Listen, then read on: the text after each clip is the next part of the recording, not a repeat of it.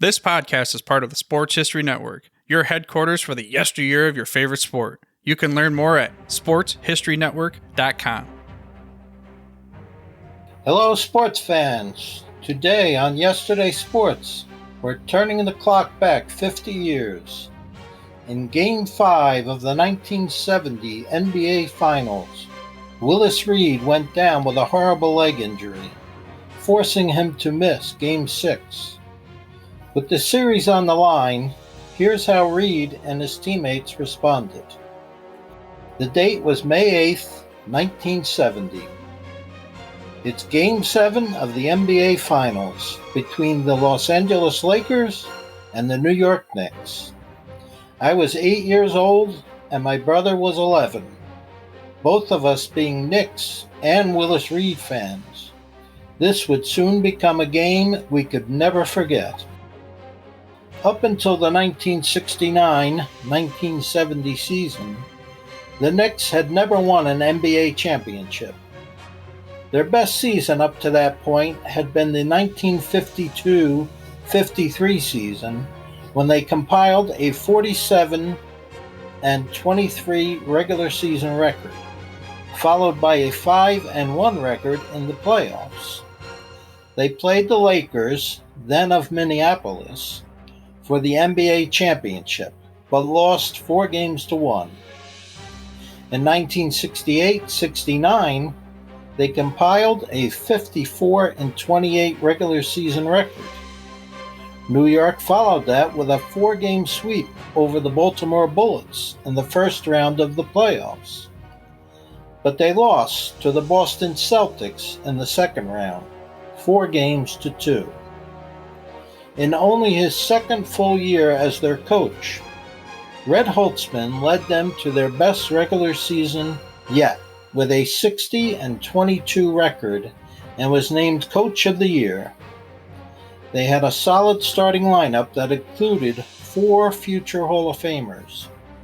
They had Dick Barnett and Walt Clyde Frazier at the guard positions. Bill Bradley and Dave DeBusschere were the 2 forwards. And last but not least was league MVP Willis Reed at center. While Frazier may have been the most athletically gifted of the bunch, the leader of the team was unquestionably Willis Reed. They faced a very talented Baltimore Bullets team in the first round of the playoffs.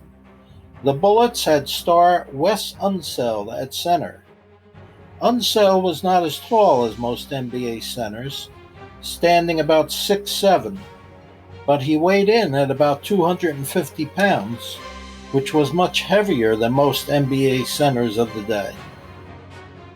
In 1968-69, he became only the second player in NBA history to win both the Rookie of the Year award and the MVP award. The Bullets lineup also featured future Hall of Famer Earl the Pearl Monroe at guard. They were a formidable opponent, and it was a tough series, but the Knicks prevailed in 7 games, winning 4-3. Next up was the Milwaukee Bucks, led by their very tall and talented center, Lou Alcindor, who later changed his name to Kareem Abdul-Jabbar. Jabbar went on to become one of the greatest players in NBA history, but this was his first season as an NBA player, and he was not able to overcome the strength and experience of Willis Reed. The Knicks won the series with ease, 4-1. Now it was time to face the Los Angeles Lakers for the NBA title. The Lakers were one of the most successful teams in basketball. They had won the title 5 times in 6 years, from 1949 to 1954. Their success continued during the 1960s, appearing in the NBA championship 7 times in 11 years, from 1959 to 1969. But as impressive as that statistic is, they also lost all 7 times. To make matters worse, all 7 of those losses were to the same team, the Boston Celtics. But this year they were playing the Knicks, not the Celtics. Even though they had struggled during the regular season, posting a very average 46-36 record, they had just won 7 playoff games in a row. They had 3 of the all-time greatest players on their team, with Elgin Baylor at forward, Jerry West at guard, and the 7'1", 275-pound Wilt Chamberlain at center. They felt confident that their winning streak would continue against the less experienced Knicks. In the first game, Willis Reed scored 37 points and lifted the Knicks to a hard-fought victory. But the Lakers answered quickly, taking the second game by a score of 105-103. The Knicks appeared to have the win in Game 3 when Dave DeBusschere sunk a shot with just 3 seconds left to give the Knicks a 102-100 lead. However, winning in the finals is never easy, and the game was sent into overtime when Jerry West sunk a shot at the buzzer from 60 feet out. The Knicks, however, prevailed in overtime, winning 111-108. The Lakers evened the series in Game 4 with a 121-115 victory in another overtime game.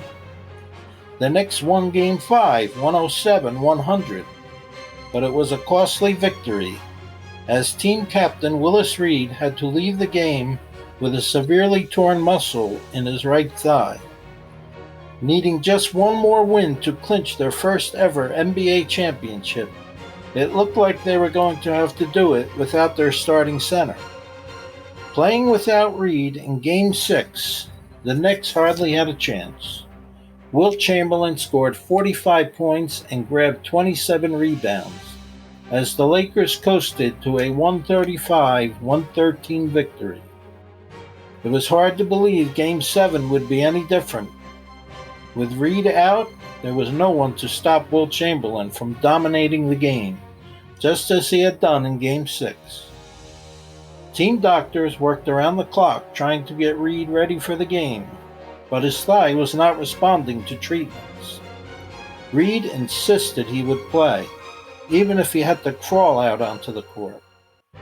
While no one could question Reed's courage and commitment to the team, it was becoming more evident that the Knicks were going to have to find a way to win without their captain. Game 7 was at Madison Square Garden. As both teams took their warm-up shots, the burning question in everyone's mind was, will Willis Reed attempt to play? There was an awkward silence from the ordinarily rowdy New York fans, as both teams kept looking towards the entrance from the Knicks locker room. Will he show up? The suspense was terrible. Suddenly there was a roar from the crowd as Willis Reed limped out onto the court. The entire Lakers team, including Wilt Chamberlain, turned to see what was happening. Reed signaled to his teammates for the ball. He took his first warm-up shot from outside the foul line. Swish! The crowd erupted. He took another shot. Swish! The fans went wild. All the other players were just watching now. You could sense the Lakers were no longer as confident as they had been moments ago. Willis was going to play, and nothing was going to stop him. It didn't take long for Reed to show he meant business. He scored the first 4 points of the game, and the ovation he received from the crowd was deafening. Despite the hot start, Willis didn't score again for the rest of the game, but he didn't need to. Willis had not only fired up the fans, but his teammates as well. With Reed playing solid defense against Chamberlain, holding him to 21 points, his teammates did the rest. Walt Frazier had 36 points and 19 assists. The Knicks built up a 24-point lead and then coasted to a 113-99 victory. Reed was named MVP of the series. It was one of the gutsiest performances by an athlete I have ever witnessed.